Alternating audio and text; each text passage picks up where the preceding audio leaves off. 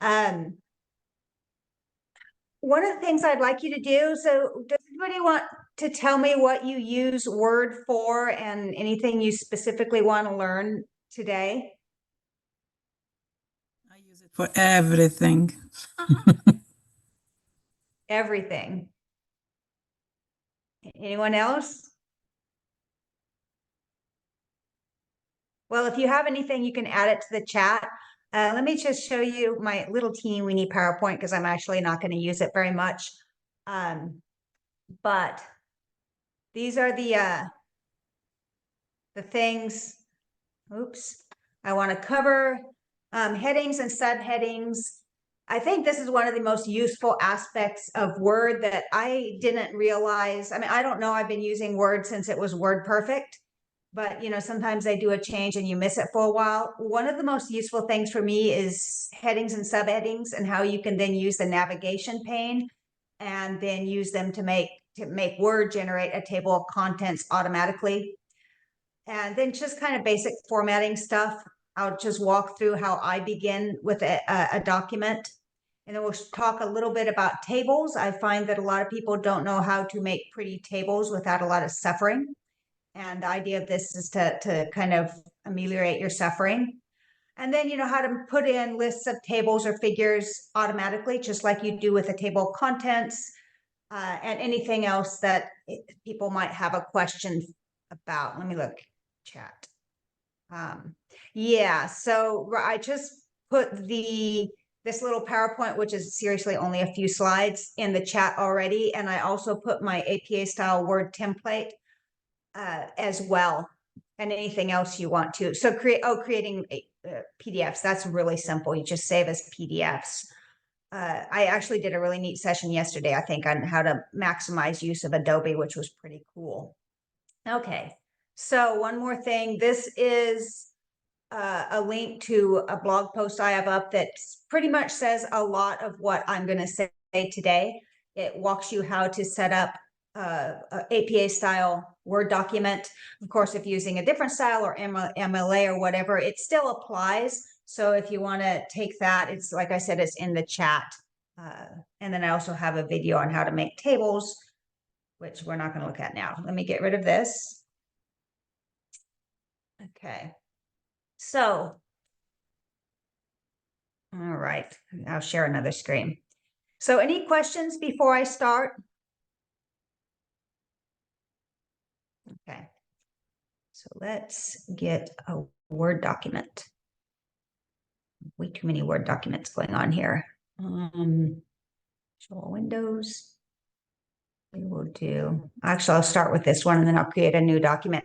I just want to show you this. I don't know, one of the really useful things that I do in Word and I have my students do is make annotated bibliographies.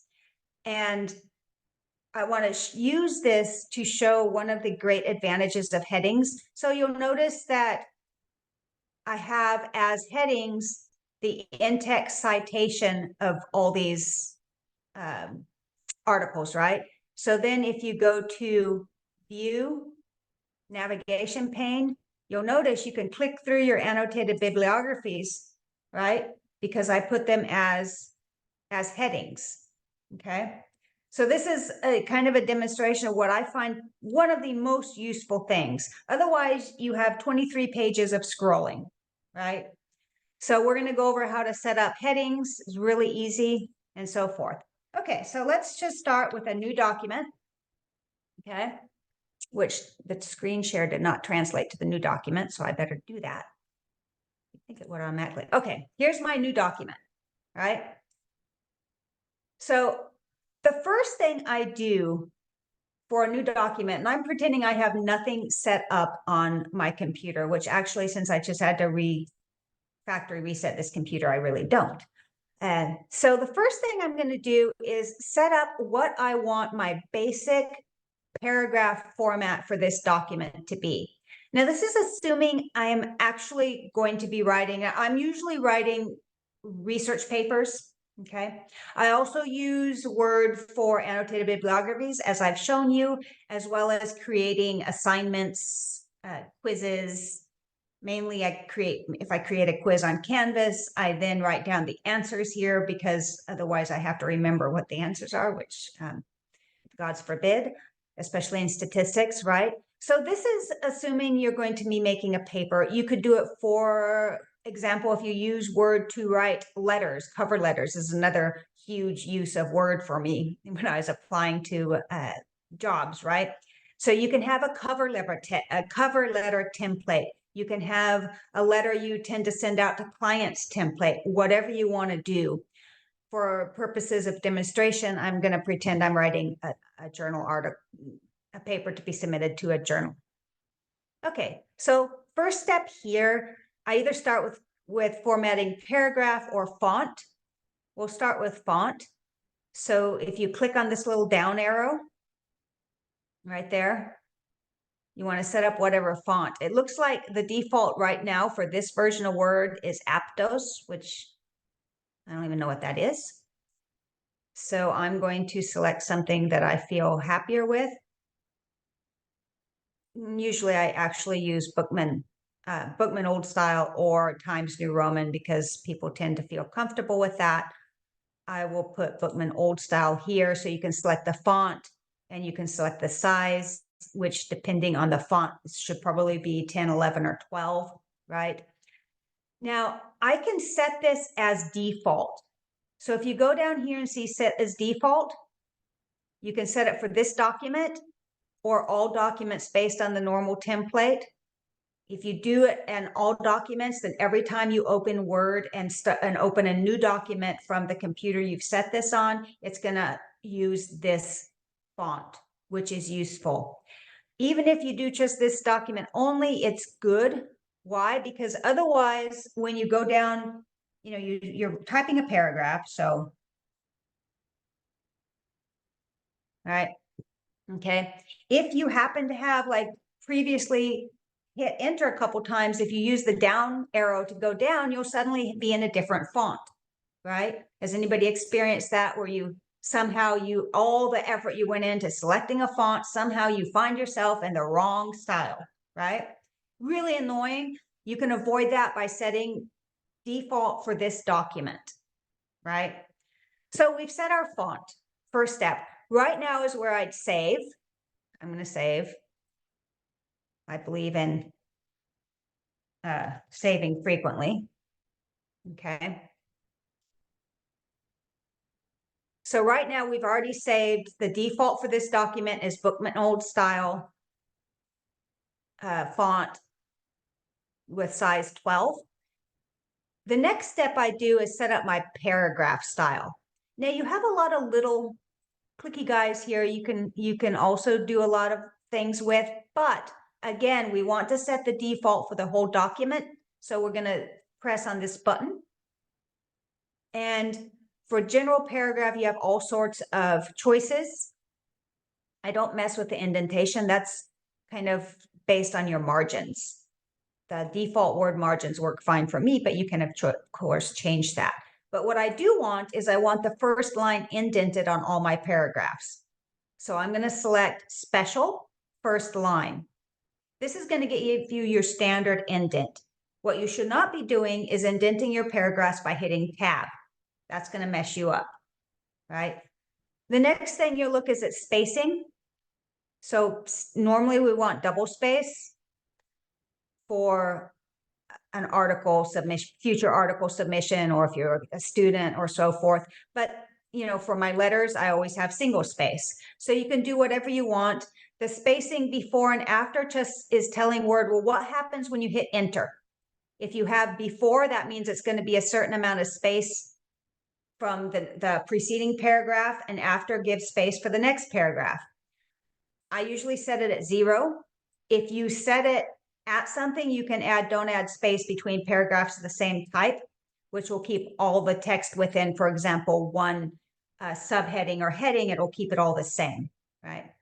Now, again, you don't need to worry about tabs, but if you did worry about it, you could change what a tab means. The tab is when you press that tab button. By default, it's 0.5. You can change that. I'm not going to worry about that here. You probably don't need to know, or it's too much. So I'm going to set this as default again, this document only or all documents, depending on what you want to do. Okay. If you set it to all documents, then you click on normal up here and it will do that.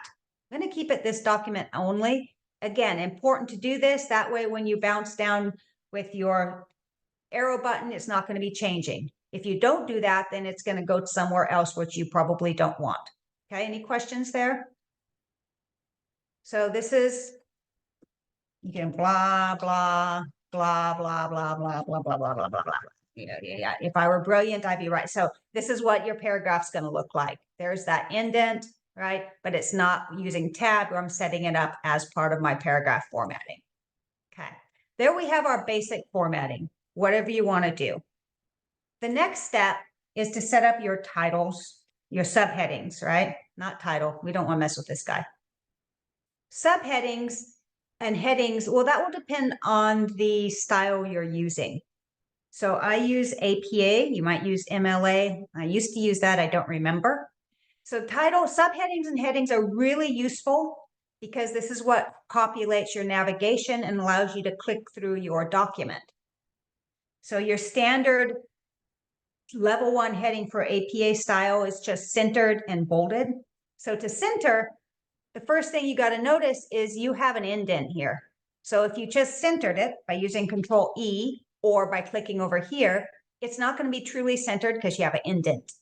So if you're super weird like me, that bothers you. So I'm going to hit backspace, get rid of the indent, center, and then I'll put and Control bold and heading 1.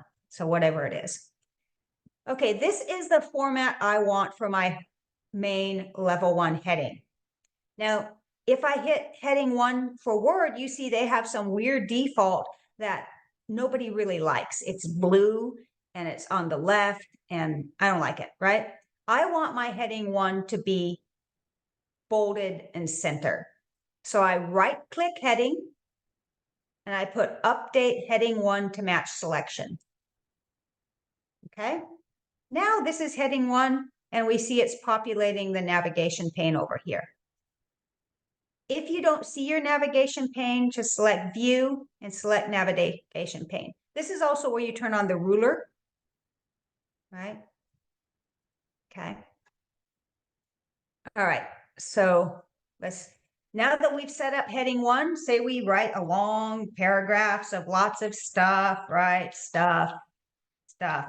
And we get to the next place we want a heading, we don't have to do anything other than say we have the method section coming up next. We write our next heading, blah, blah, right? Then we select what we want level 1 heading. We select it and we just select heading up here and it automatically becomes our heading. Now, because I set this one, I updated it to set it as this, it's going to have spacing before, after, and before of 2. You can change all that. So if you right click here and select modify, you'll see what your heading style is. So it tells you the font, right? Bolded. Okay. It tells you what it's based on. And right here, the really important thing is style for following paragraph, normal. This is what tells Word what happens when you hit enter when you're on a heading. And it's going to automatically put the things after your heading as normal template, which we've set. That's our default that we've set, right? You can have more than one. You can have, like, before I killed my computer and had to reboot it, I had APA style. I had different styles, right? So that's kind of up to you. Okay, so this is level 1 heading. You can do level 2 heading. So level 2 heading for APA style is flush with the left margin and bolded. So it's after method, it's usually participants, right? Okay. I'm going to go down with the arrow. Now, again, the heading 2 for Word is kind of weird. Oops, I got to select it. Let me do a couple of them. Okay, select. Okay, heading 2 is another one of those weird blue guys. So again, I'm going to right click heading 2, update heading 2 to match selection. And there we have it. So your navigation pane shows your level 1, level 2, and level 3 headings. Now, I discovered this yesterday when I was teaching this in person, is you won't see heading 3 in your styles field until you've done heading 2. Okay, so there you can't see heading 4, but once we add a heading 3, then you'll automatically see heading 4 up here, and you can change it. Okay, so if I wanted to allow heading 3, you just keep on doing this. And blah, blah, blah. Okay, say I wanted to do a heading 3, which it would never look like this, but I'm going to do it anyway. Procedure will be level 2 too, but, or let's do something else. Sub pop. Okay, level 3 heading.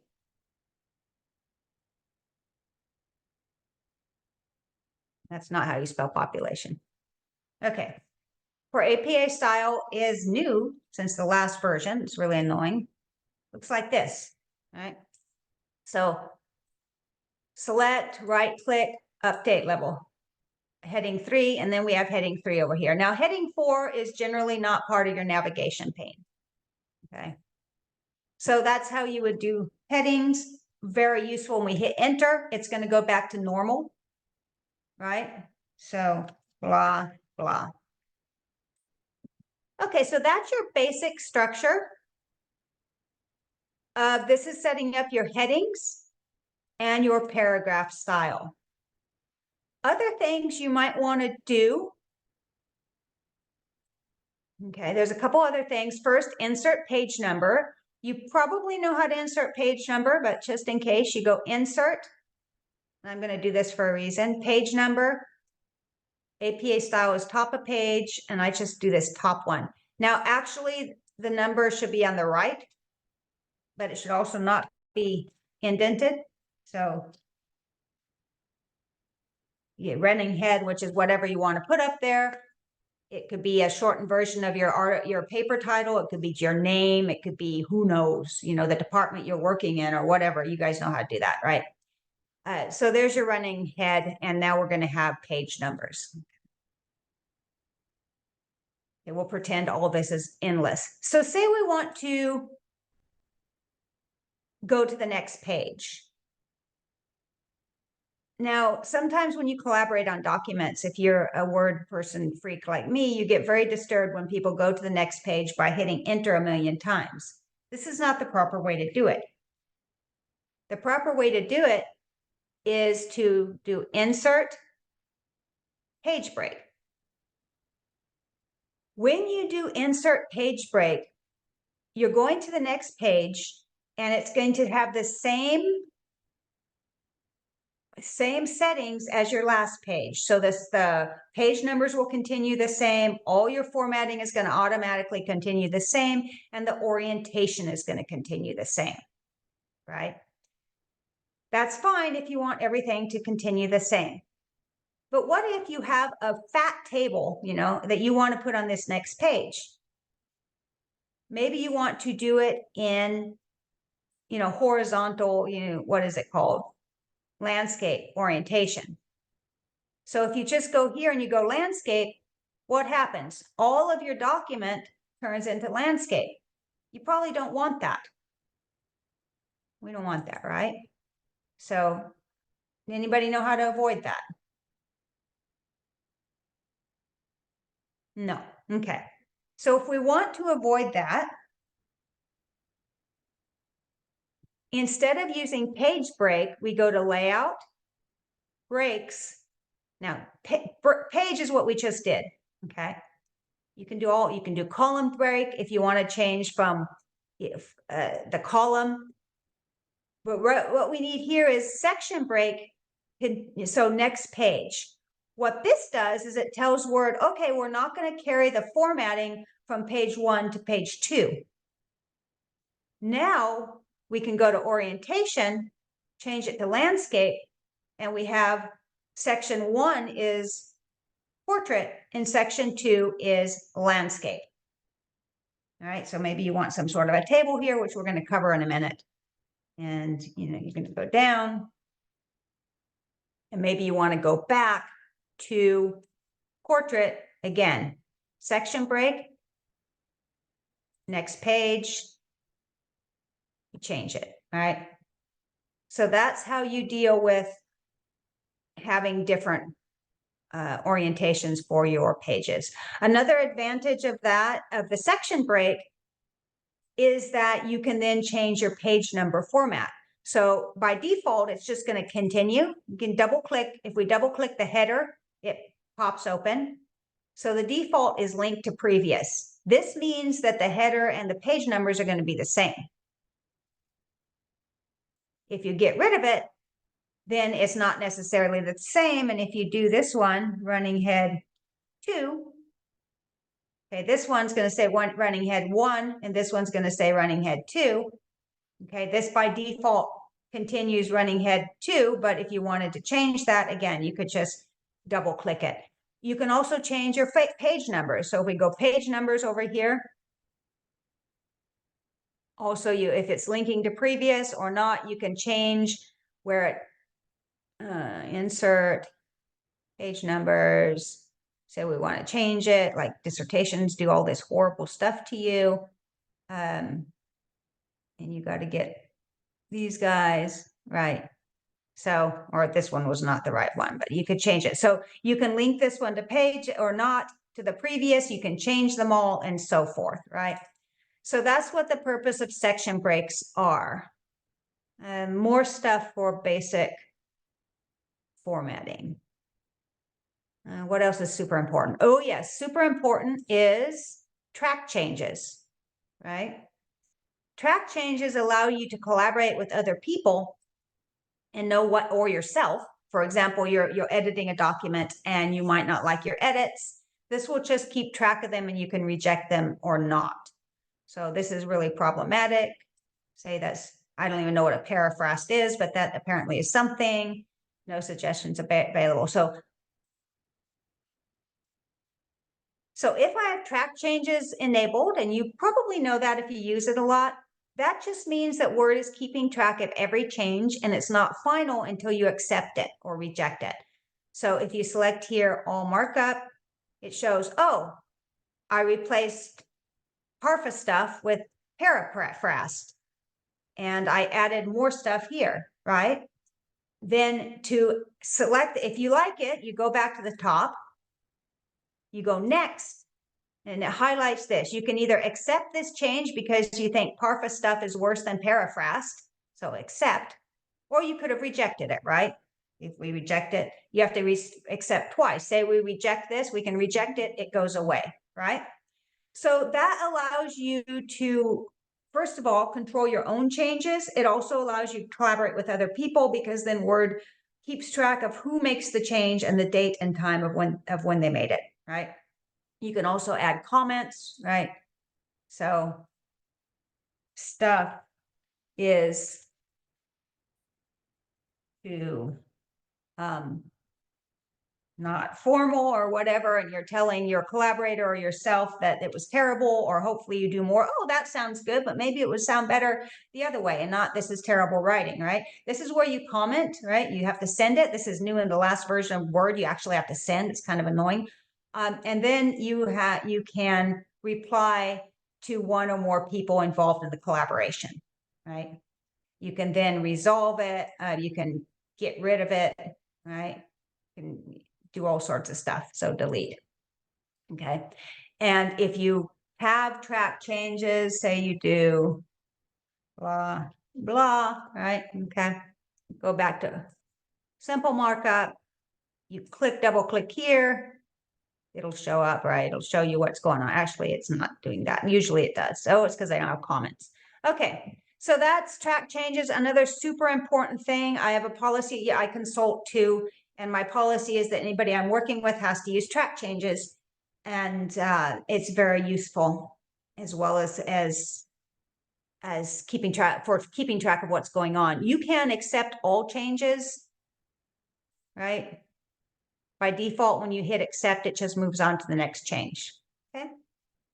Any questions there?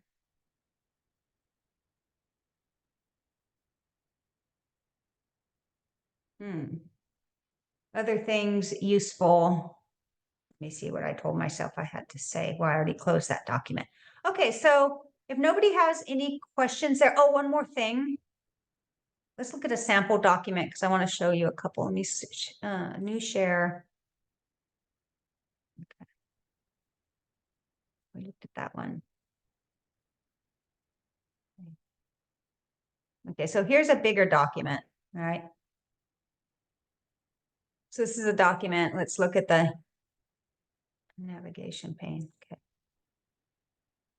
So this shows us everything. One other important tool you have is this little paragraph tool. Okay, if you don't know this, if you hit the paragraph tool, it tells you all the things you've done that you can't normally see. So see, it shows I hit enter. You know, this is tab. I hit, you know, tab twice here. It shows you all the enter or paragraph changes. Okay, shows you the page break. So if you have something weird going on, you see a whole bunch of white space, and you're like, oh, what did I do? What's that weird white space? It can help to turn on this paragraph thing. And that will show you what's going on in your entire document. For example, page break here. If we go down to references, okay, we see page break. I actually should have done a section break there, but I didn't, right? If we go down to find some tables, oh wait, while we're on references, this is how references should be formatted, right? We have this, what's called a hanging indent. The way you get that is you do your paragraph special hanging. What you don't want to do is hit enter and tab and guesstimate where the end of each line. Now, hopefully none of you do this, but I'm sure someone does, or the likelihood is great. My dissertation chair, with whom I've collaborated on lots of papers and is a published, you know, a award-winning author and everything, she to this day doesn't understand this. And when we collaborate on something, I have to get rid of all of her enters and tabs to figure this out, right? This is the way to do it. You just go to your paragraph and you set so you automatically go down, result in a hanging indent when you hit enter, right? Okay. Let me see if I have some tables here to show you the section break. Page break. Okay, here we go. So here we have a vertical table, so a portrait type table, and there's a section break, next page, which allows me to do a horizontal table, right? This is why you might want to do that. Now, one caveat on the track changes is not all the changes you make in tables are recorded, and we'll see that in a minute when I look at track changes. So you have all this formatting. If we get rid of the P paragraph sign, then we don't see all that, right? So I don't like to see this all the time, but it's very helpful if you're wondering why you have something on your screen that you don't want to see or expect to see, okay? And that's true. See, I have a whole bunch of section breaks here because tables have to go in order and they're not necessarily in order of, you know, for, you know, orientation, right? So we have tables and then we have figures and so forth. Okay, any questions? Hopefully I'm not forgetting something. All right. If there's no questions, what I'm going to do is walk you through how to make tables. Let me find my tables.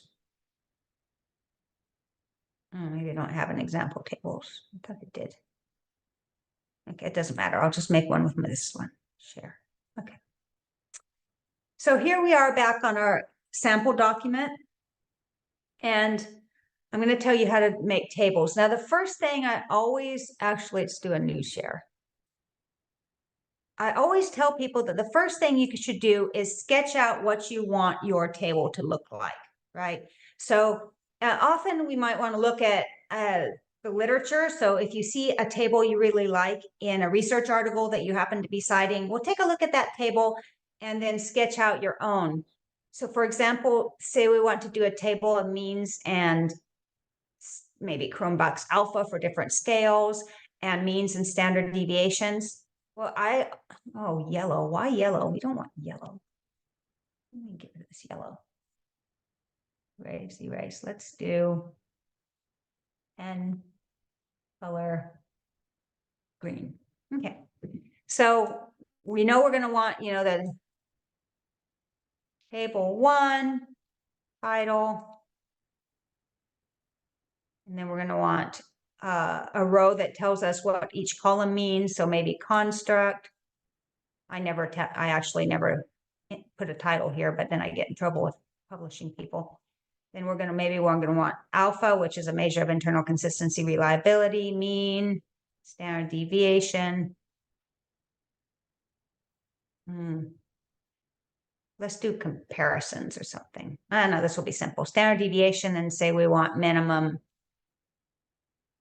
maximum, something like this, right? And we have 1, 2, 3, 4 constructs, which I'll make them up as I go along, right? And then you're going to have like this. This is an APA style table. You might have different rules in whatever you do. Note. Okay, what sketching it out does is it allows us to get a basic idea of how. So we have 1, 2, 3, 4, 5, 6, 7 rows, and 1, 2, 3, 4, 5, 6 columns. So 7 rows and 6 columns. See if I can remember that long enough to change screens.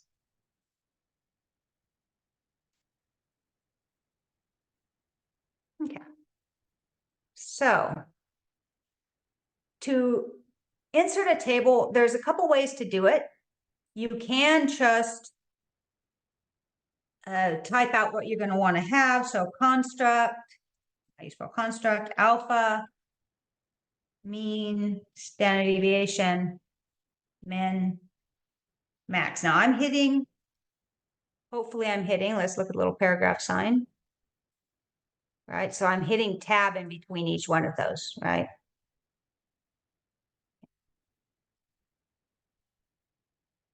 Say the first one is going to be happiness. Then you can select that text, insert, table, okay, convert text to table, separate text at tabs, okay, because I use tabs. It shows number of columns is 6. Okay, we said we are going to do 6 by 7 or something like that, right? Hit OK. And then it will just put this in, and you can add rows with this little plus, or you can add rows by insert above or below, right? That's one way to insert a table. If you know exactly what you're going to be putting, that's possibly the fastest, but you can also, let me get rid of that table.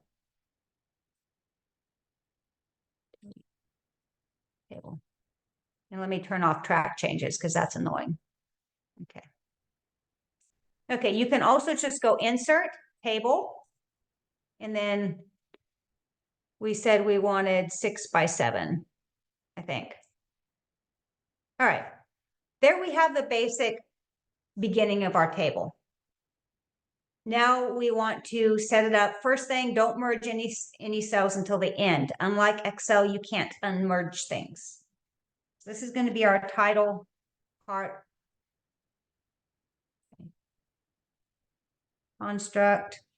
Now I'm going to add a sign. So insert symbol alpha. This is for internal consistency reliability. So if you have to insert something, you can insert here.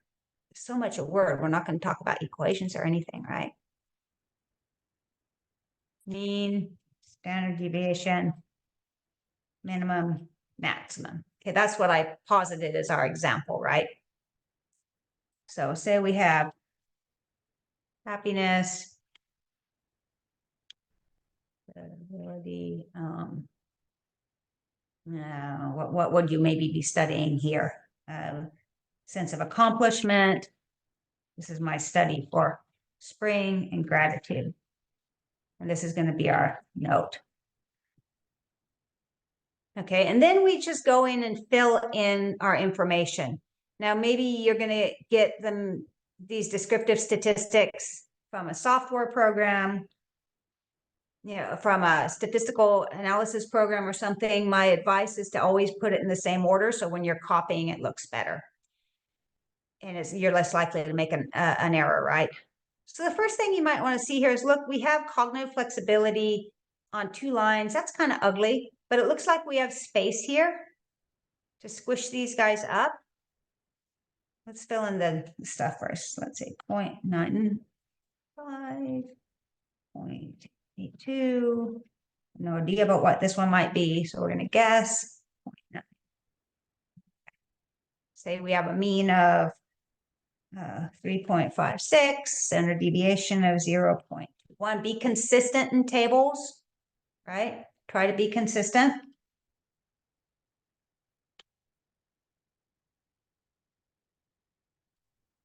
This is a 6-point scale in my imaginary scale here. Let's see things I want to show you. Say we have a negative. I never do negative numbers. Let's pretend we have a negative number for purposes of demonstration.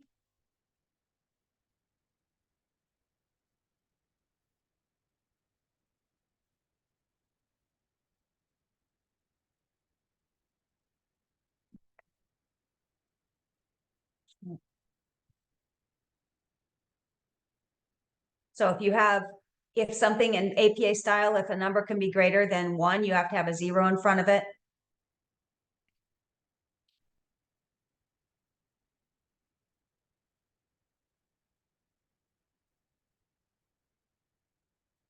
These guys don't have much of a sense of accomplishment.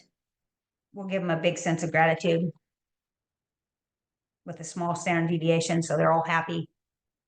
Minimum. Okay. So there's things we want to do. We want to line up all the columns, and we want to not have weird things like cognitive flexibility taking up 2 lines. So the main thing, we have space here, and if we didn't, we could turn it into a horizontal page, right? A landscape page. If we select all these columns, right? We'll just move this thing over here until cognitive flexibility goes on 1 line. But then this is not equal, right? So we can go to layout and hit distribute columns. Everybody see that? And they get all equal.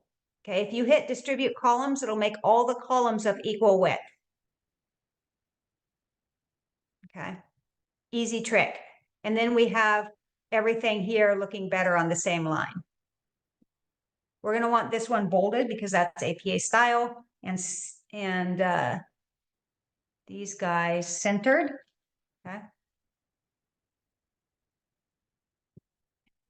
So now we want to center the numbers below, they want to be centered. So this one's really easy because they're all going to, if I hit center, okay, I did Control E, but oops, there's one more thing I want to do here. Okay. So notice up here in the layout, that's centered. I also like things to be centered in the middle. Okay, so I'm going to select actually the whole thing again. I'm going to do a couple things. I'm going to make them taller. Now, that's just the height of the cells, right? The width is different for all of them.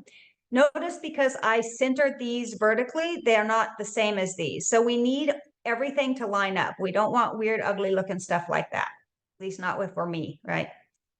So if we select this, we can go back to these guys here and left center them all in the middle vertically, right? That's actually what I should have done first, okay? Now this column, I'm just going to center, and it looks great, right? Because they're all the same. But what happens if I center this one? Uh-oh, the decimal points are not lined up.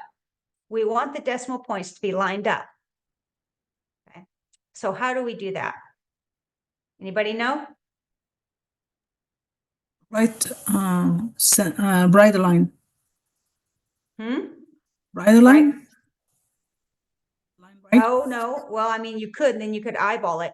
I'm going to show you easier way, I think, unless, let's left justify again these. So it has to be left justify. Okay, to line things up with the decimal place, okay, we go up to the ruler So hopefully you can see my cursor right over here on the left. See this little L thing? You want to click it 1, 2, 3 times. If you click it 3 times, you'll see there's a little dot, a little decimal place on top of a something, right? This is telling Word that we're going to line things up within the selected area with according to the decimal place. So once we have that, we go to the column up to the ruler above the column we're interested in. We have to select the cells we're interested in, and we click on the ruler and they'll line up, right? So now we have a little marker which tells Word, okay, we're lining up the decimal places with this place, right? And it lines up, and you want to get it kind of in the center. Once you have it there, you can move it, right? You can move it around. Just kind of get it in the center. So that's how you line up with the decimal places. Okay. So this column, we can just center. But this one, again, if we center it because of that negative sign, it's not going to be lined up appropriately, right? So we can center minimum, but here we have to do the same thing. We select it. Now we already have the decimal point tab because we selected. This is just tab by decimal point, right? So again, we go up to the ruler above the column.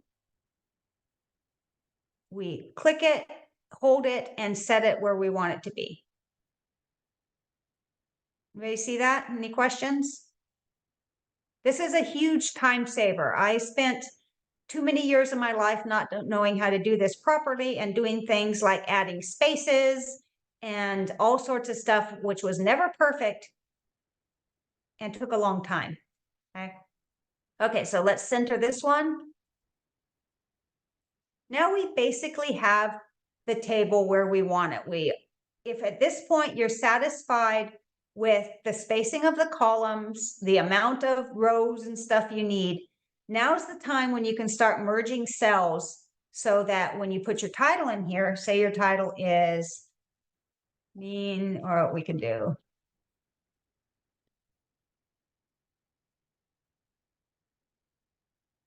Or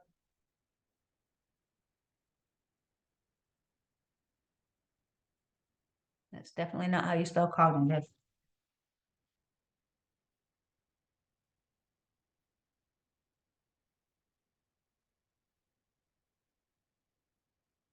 So you might have sense of accomplishment, whatever. Now we want this title to be across these cells, right? So we're going to select the cells and then just do merge cells. And I'm going to left justify and put it at the bottom because I like it that way.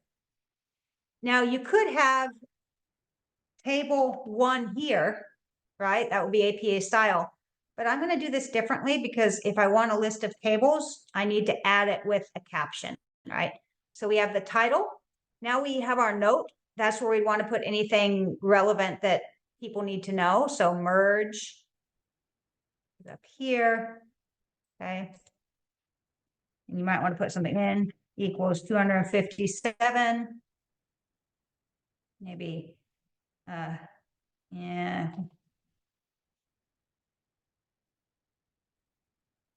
And you might want to identify what that alpha meant, right? So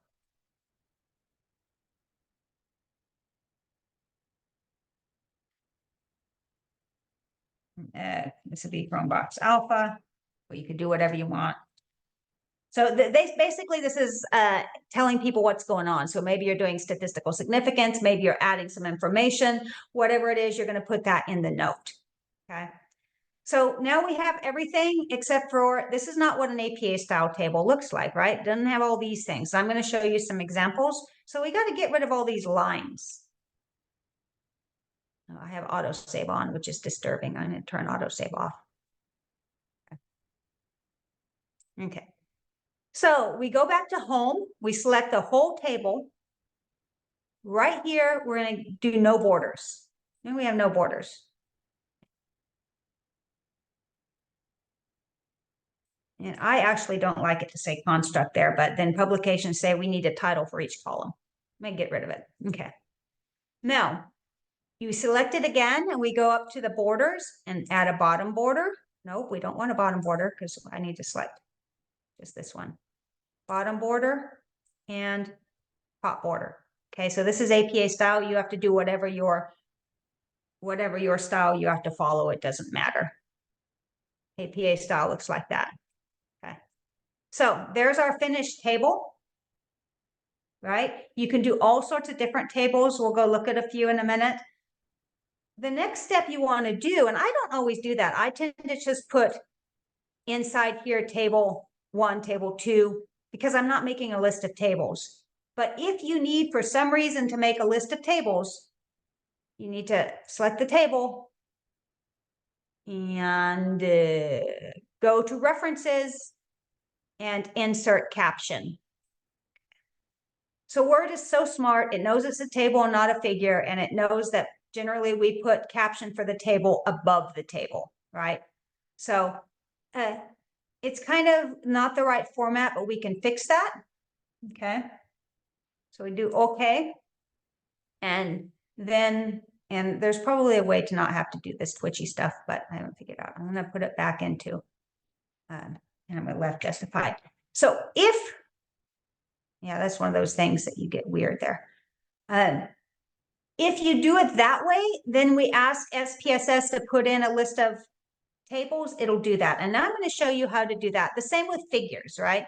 I have a document with sample tables, which I can share, or I can just, I'll show you some in a minute. If you add it with a caption for tables, then we're going to show, this is one of the cool things too. Let's do it on a document that's more interesting. No, we're going to have to do it here, actually, because I don't have tables. So let's just do insert page break. So if we go to references, we can do things like insert a table of contents, right? You can also insert a list of tables. So if we do insert table of contents, what this does is it uses the headings we've set up to do a table of contents. So if we do it, you'll notice that over here, it just shows us what these guys are, right? It uses our headings to make a table of contents, right? Table of contents. We can also add a list of tables. And if you do a table of contents, I'll show you in a bigger document in a minute. Let's first see if we can insert, where's the list of tables? I forgot already how to do this, and I just had to do it. Oh, okay, insert table of figures, okay? This does tables, table of figures, table of, and that's the same for table of tables. This is going to be table of tables. So because we did a caption on our table, it shows us that table 1 is on page 4, right? So our table 1 is indeed on page 4, okay? So let's look at a bigger document to see this really quick. It'll be a little bit more interesting.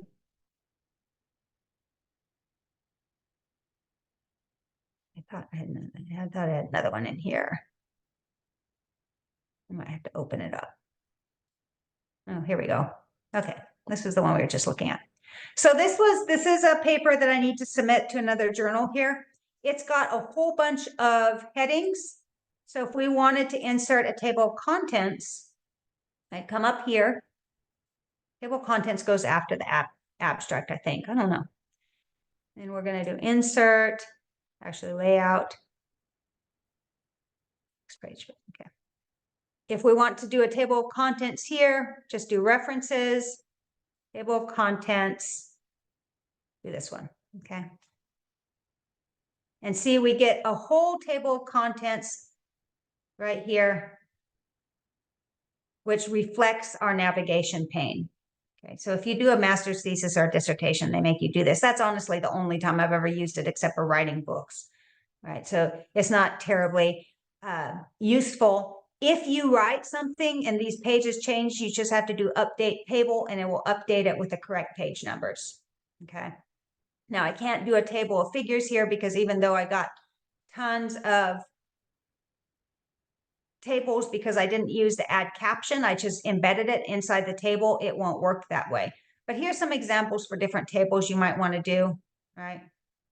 It's just about anything. Tables are very useful.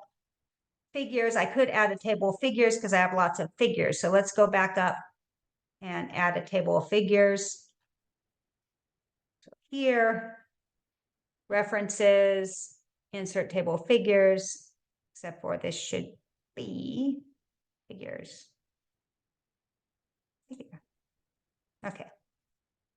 Right, and it actually inserts all my figures. It's very ugly, so I'd have to change this. I'd have to get rid of the text. But if we go down and look at the figures, right, it shows what it's doing is it's taking this. If you want to keep it from putting the whole figure description, you have to put this on a separate line, right? Okay. And the way it looks, let's close this and not save anything because don't want to save that stuff. I'm going to do one more screen share. So it's only useful if you do a monster document. I want to show you a couple things actually here. Now, so for example, if you're unfortunate enough to have to do a dissertation, then this is when you actually need this stuff. Then you have a table of contents, right? You have a list of tables and a list of figures. Looks like I only have 2 figures. Okay, and I actually had to edit to get rid of all that extra stuff, right? Okay, then one more thing. This is another option you can use in Word that's kind of useful, is you can make templates, okay? This is my APA style template. It's actually saved as a template file, right? Jessica, I have a question before you go on. When you have those table of different items, are they linked to, for example, if you click on it, does it take you to the area in the document? Yes. It does. Can you show us one? Yeah, hang on. And it even, so for example, control click, and it says it can't open it because it's being done. All right, I don't know. Click. There you go. That one worked. Okay, it does that. Okay. All right. So it So yeah, you automatically just do, creates the links. Thank you. yes, it absolutely does. And actually, if you export it as PDF, which somebody wanted to know, we'll look at that now.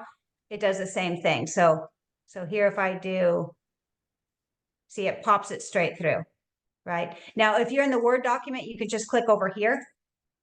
But say you want to, okay, so somebody asked about converting to PDF. So file, save as. Now, I don't have Acrobat active here because again, my computer crashed. But if you have Acrobat, it'll have a little button that just says save as PDF. If you don't, you just go save as. You go over here and you do this down arrow and it says PDF. Okay. It says it's not accessible enough. And then you hit save. And I shouldn't have done it with this one because it's going to take 5 hours. It's too big. That was an exaggeration, but not much. So normally it saves really quickly as a PDF. And the good thing is that those clickable table of content links still work, right? So now it's having me sign in. So this will work smoothly normally, but I'm having to sign into KCCD because it thinks that I'm doing something horrible and trying to save something as a PDF without getting, I'll show you in a sec, hang on. We got to get a code. This is what happens when you're not on campus and you try to be useful. And it's still working. Yes. All right. So it opened up in on my browser, which is why. So let me do a new share. Yep, hang on. New share. Now where on earth is that little puppy?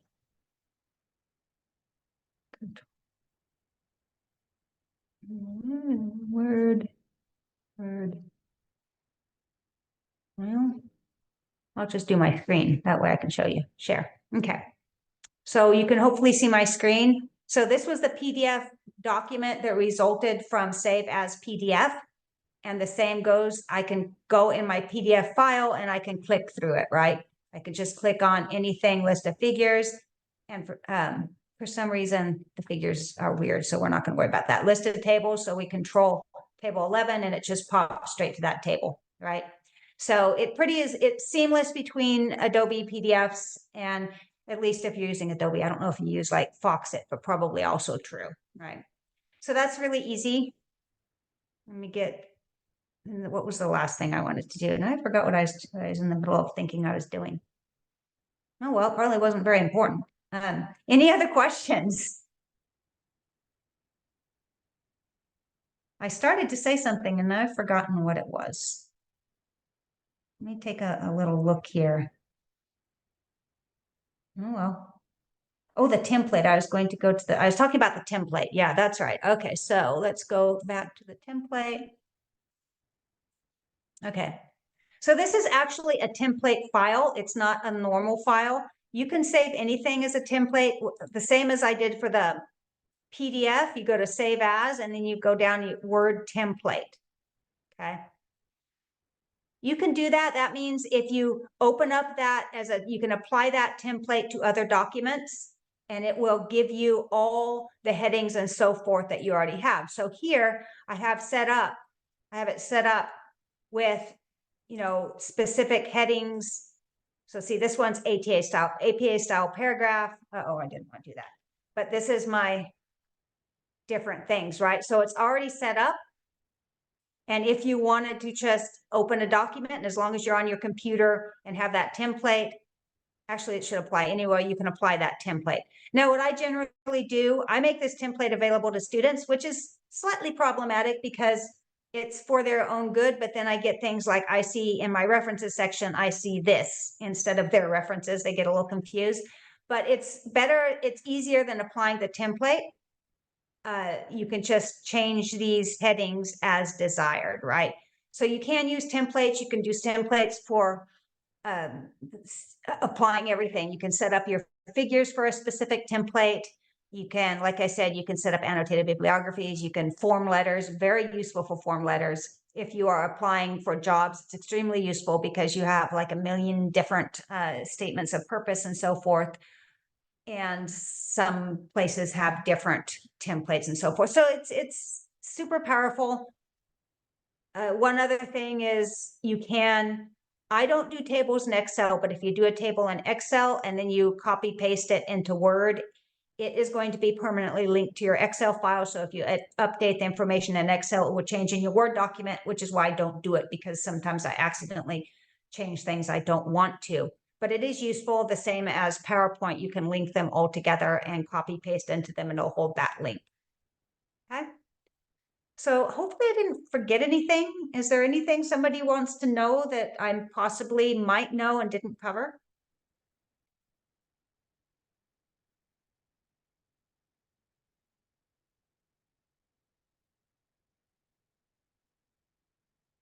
No? Let me stop share. Questions, doubts, comments, anything that I'm missing that I really need to know to make my life easier? Anybody know a trick for me?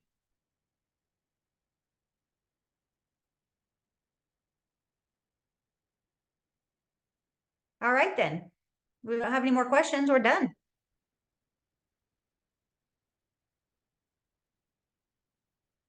So email it, share it. Yeah, it's already in here. It's APA style. Okay. Just email me if you have another question or a hint. Anyway, thanks everyone for coming.